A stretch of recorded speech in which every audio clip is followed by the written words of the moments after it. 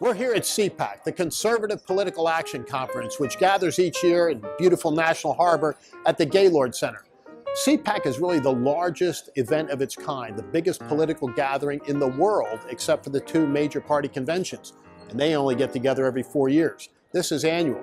CPAC is an incredibly important event, and it's distinguished in the fact that the President of the United States, the Vice President of the United States, a lot of members of the cabinet, governors, U.S. senators, members of Congress, folks from the media, entertainment, and academia all show up here to participate around the theme this year of a time for action, a takeoff on the famous Ronald Reagan speech of a century or half a century ago, a time for choosing.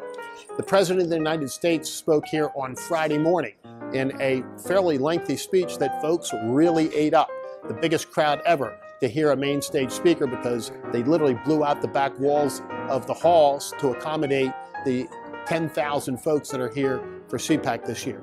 And the President was pretty clear in his message, and that is that Republicans need to be prepared in very special ways for the 2018 midterm elections, because historically the midterms have not been kind to the party in power.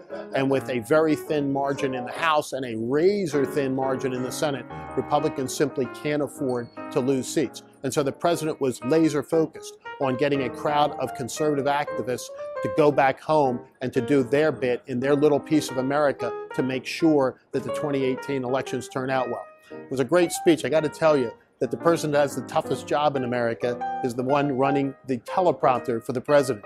He goes off script quite a bit, but that's what people loved in this morning's presentation. And so CPAC continues with a host of other speakers now, getting ready for the Reagan dinner tonight, which is always the highlight of the weekend.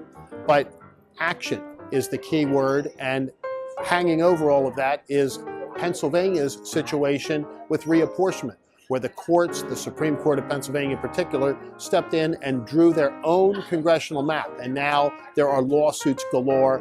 We heard, just as we were here at CPAC, that the Republican leadership in the House and Senate have asked the United States Supreme Court to step into this case.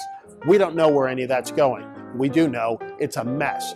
But regardless, the congressional seats in Pennsylvania are going to be in full play, and our little Commonwealth will once again be at the epicenter of the political world in 2018.